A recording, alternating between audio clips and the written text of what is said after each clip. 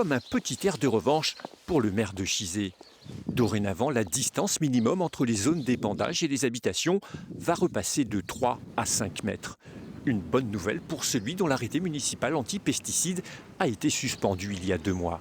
On commence à prendre en compte le phénomène, parce qu'aujourd'hui, il y avait une négation complète de ce phénomène de toxicité des pesticides vis-à-vis des habitants. Donc c'est l'amorce, mais on est vraiment au tout début d'une prise de conscience, en tout cas par les pouvoirs publics. En décembre, pourtant, l'État autorisait les agriculteurs à réduire la distance d'épandage à 3 mètres des maisons, sous réserve d'utiliser un matériel spécifique comme ces pulvérisateurs.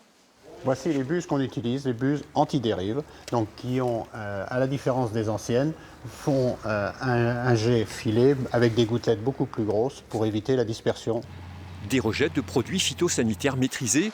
Pourtant, le Conseil constitutionnel a retoqué cette disposition la semaine dernière.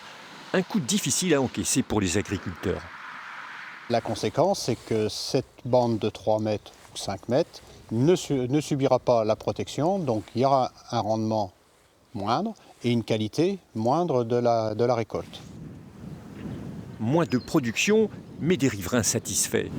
Depuis 20 ans, Sébastien Primo vit en bordure de ce champ traité, synonyme de nuisance.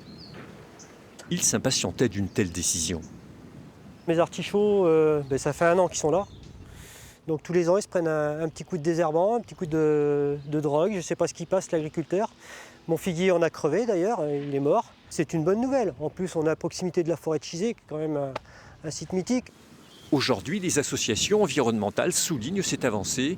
L'État, lui, devra revoir sa copie.